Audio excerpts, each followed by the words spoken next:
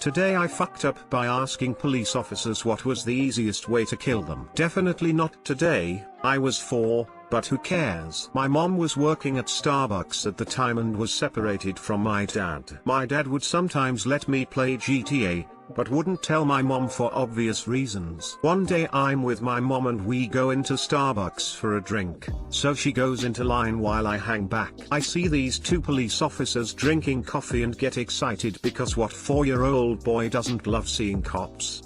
I ask them if I can talk to them, and they're friendly, so I pull up a chair and we start having a conversation. They started asking me about my hobbies, and I told them I liked video games. Then they asked me what video games I like, so I proceeded to list off Gears of War, Call of Duty, GTA, and other M-rated games. The police officers immediately shoot a dirty look at my mom, and before they can say anything, I go. I suck at Grand Theft Auto though. The cops always kill me. Do you guys know how I can kill them so I don't die? Before they can say anything, my mom rushes out of line, grabs my hand, and apologizes profusely as she drags me out of the door. She says it was one of the most humiliating experiences of her life. Lamau said after that, she absolutely berated my dad. He thought the story was funny, which it is, but she didn't really see it that way. I wasn't allowed to play GTA again until I was 12. Too long didn't read. Played GTA when I was 4. Had trouble killing cops. Had a conversation with cops at Starbucks, asked them how to kill cops. Mom was furious and yelled at my dad. Finally got to play again 8 years later.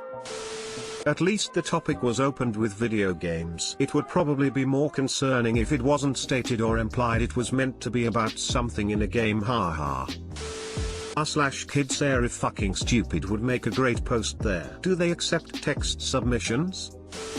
TBH, what kind of father lets their child play GTA at 4? He says he just let me drive the cars, which sounds fine, but I guess I must have been doing a lot more than just driving the cars if I asked that question. Lol. You didn't have sex? I don't understand this story. Sorry, I forgot to add, after we left the Starbucks everyone in there had a huge orgy. Is this today I fucked up material now? My nephew's 9,7 maybe, watch people play games on YouTube. My brother-in-law was playing GTAF. They come into the room while he's playing, then start yelling, "Daddy, kill the cops, kill the cops." MFW, he's a cop Earl. Today I fucked up by putting my mom's vibrator in my mouth.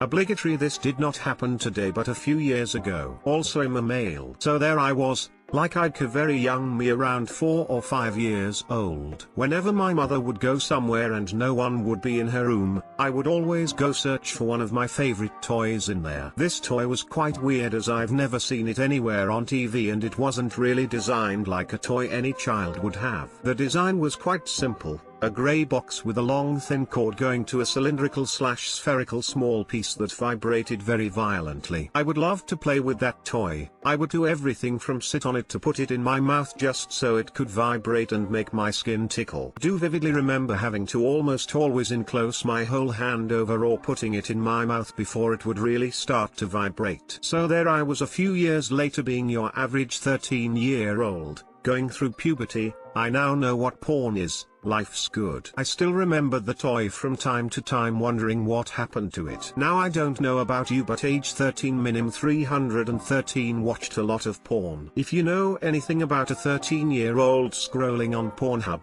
he's not making it that far from the front page or the first page of a big tits search. On one of my daily adventures I see a very familiar object in a video I was watching. I go and get my whip out to get ready and I realize with joy, hey, I used to love playing with a toy like that. Then I continued to think, and not 10 seconds later I realized, oh my god, I put my mom's vibrator in my mouth on a regularly basis. Still, as an older guy now, I can't get over that fact, and it probably will continue to haunt me for the rest of my life. At least I don't remember what it tasted like. Too long didn't read. I like when vibrating objects go inside of me.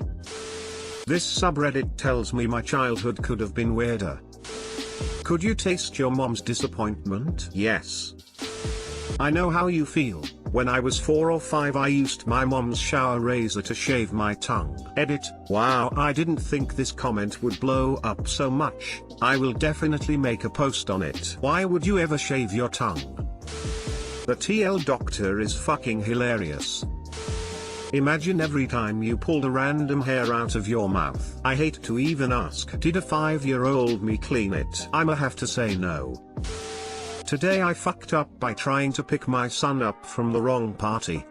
Firstly, sorry for formatting as I'm on mobile. My son was invited to his school friend's birthday party. I'm pretty new to birthday parties, he's only 4 so is only just starting to have invites from friends. I've recently just moved and only know a few people in the area. The party happens to be on a Saturday, which means I'll be on my own with the 2 kids. It's only my son that's invited, and looking at where he's going, my daughter, who is 2, would be too small to participate but too big to bring along and not want participate. I didn't want tons of tantrums to ruin a kid's birthday party, so I decide that it would be best to drop him off and pick him up at the end. We get to the party and all goes well. There is a big table at the venue set up for them to enjoy snacks and drinks etc. before going off to play. My son is happy and settled and says bye before being rushed off to watch a safety video. I've already said to the mum running the party what my plan was, so I made my excuses and left. 2 hours later, I arrive a good 25 minutes early, just to be sure I can get him off the equipment, pick up jackets, shoes etc. and be out in a timely manner. I sit down at the table and recognize no one, but the people are friendly enough, asking me which child I belong to, and we have a good 20-minute chat about parenting. To keep my daughter settled I gave her some juice and snacks from the table. I'm starting to get antsy at this point because I haven't seen my son on the equipment, nor his friend, nor the mum. And the parent I'm talking to starts saying they'll get their lunch soon.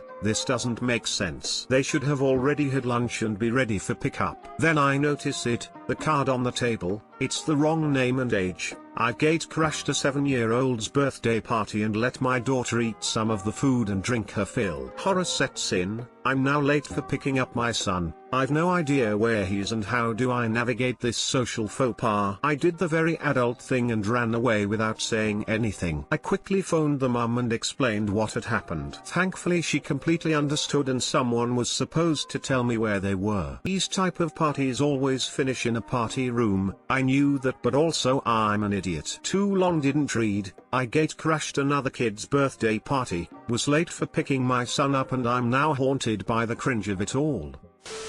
LOL. It happens to all of us. Never happened to me. To be fair, I don't have any kids.